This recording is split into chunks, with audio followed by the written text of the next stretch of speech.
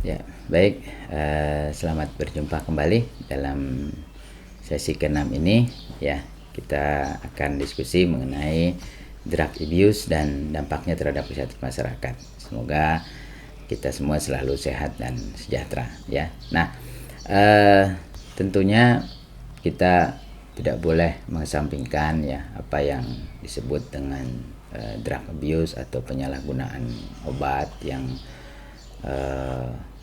dalam kenyataannya ini merupakan sebuah fenomena yang ada di masyarakat yang akhir-akhir ini sepertinya tidak ada kecenderungan berkurang begitu.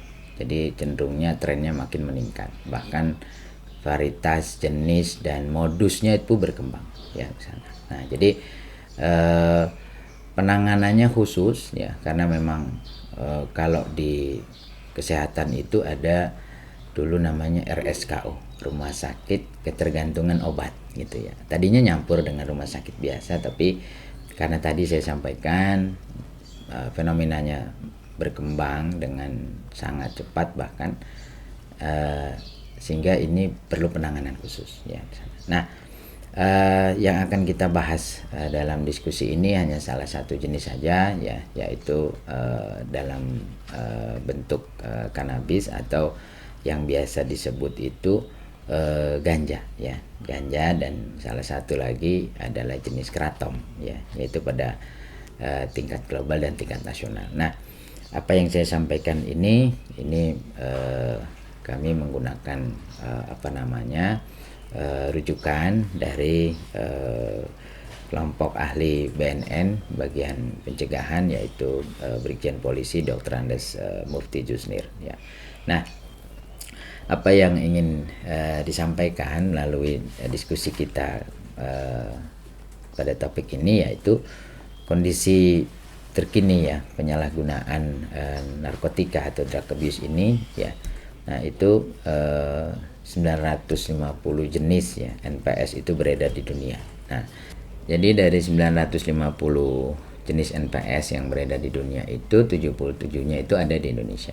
Nah, dari 77 yang ditemukan itu bisa jadi yang mungkin masuk itu lebih banyak dari itu ya. Nah, kemudian 71 jenis NPS tadi itu sudah diatur dalam Permenkes 05 tahun 2020. Nah, jadi dalam hal ini otomatis ya drug abuse ini bagian dari kesehatan karena memang juga sudah ditetapkan dalam Permenkes nomor 6 tahun 2020, yaitu siapapun yang terbukti menyalahgunakan jenis NPS ini ya itu akan menerima hukuman sebagaimana hukuman narkotika.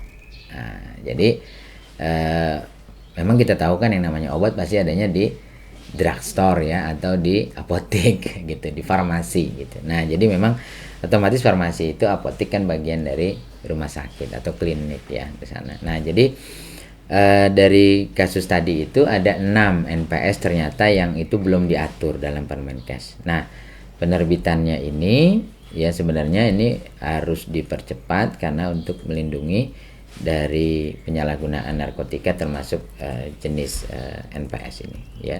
Nah, jumlah persentase NPS yang dikirim ke laboratorium BNN dari tahun 2018 itu ya, itu yang terbesar itu adalah cannabinoid sintetis ya, itu hampir 68%, kemudian 17% itu adalah ketamin dan penicillin ya, kemudian ada katinom ya, jadi katinom yang sintetis ya misalnya. Nah, jadi istilahnya semua itu adalah jenis ganja yang ternyata sintetis. Jadi luar biasa ya. Jadi ada ganja jenis sintetis. Ini luar biasa ya di sana. Nah, kemudian ada satu jenis lagi yang namanya itu kratom ya di sana. Nah, ternyata kratom ini atau biasanya substitusi dari opiat ya atau opium gitu. Nah, jadi dicari penggantinya, disubstitut ya itu dengan menggunakan kratom ya. Nah, kemasan kratom ini bahkan kalau di Amerika itu sudah menjadi hal yang cukup cukup umum gitu ya, dijual online via internet, dan ternyata ada satu merek yang itu judulnya ada kata Borneo. Nah, jadi memang ternyata kratom ini itu tumbuh subur ya, pohonnya itu di daerah Kalimantan ya. Nah, ini jadi permasalahan utama. Nah, jadi dengan kondisi ini BNN ya itu mengeluarkan sebuah pernyataan atau sikap ya terkait dengan kratom yang ya yaitu disebutkan di sini ya dengan polemik Mitragina ya speciosa atau bahasa latinnya dari kratom yang berkembang di masyarakat. Perlu disampaikan bahwa Mitragina speciosa ini atau kratom atau ketum ya termasuk dalam daftar bahan yang dilarang yang digunakan dalam suplemen makanan ataupun obat tradisional ya. Jadi yang jelas dilarang begitu ya. Kemudian kratom ini mengandung senyawa yang berbahaya yaitu alkaloid nitraginin ya, pada dosis rendah itu punya efek stimulan dan dosis tinggi dapat memiliki efek sedatif narkotika. Kemudian ada 7-OH mitraginin ya, ini memiliki efek ya 13 kali kekuatan dari morfin. Nah, jadi luar biasa ya. Sehingga kratom ini perlu diantisipasi ya terkait dengan budidayanya dan pemanfaatannya terutama yang ada di Kalimantan ya di sana. Nah, jadi mengingat bahayanya ya, jadi ini perlu dilakukan antisipasi ya.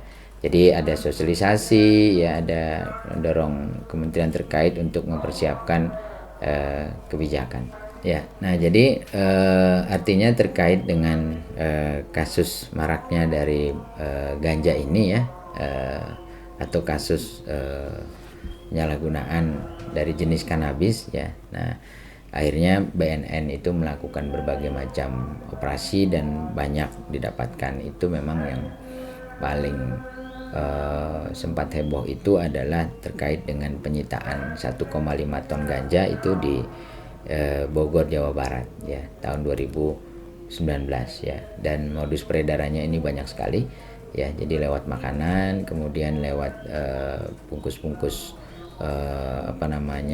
disamarkan dengan jenis liquid vape atau juga terkait dengan adanya produk tisu ya, kemudian ada cookies, coklat dan segala macam yang itu disamarkan kandungan kanabis. Nah, terkait dengan tadi ya dampak kesehatannya itu ya cukup perlu diperhatikan juga ya. Jadi karena sampai pada bisa melumpuhkan sel otak. Nah,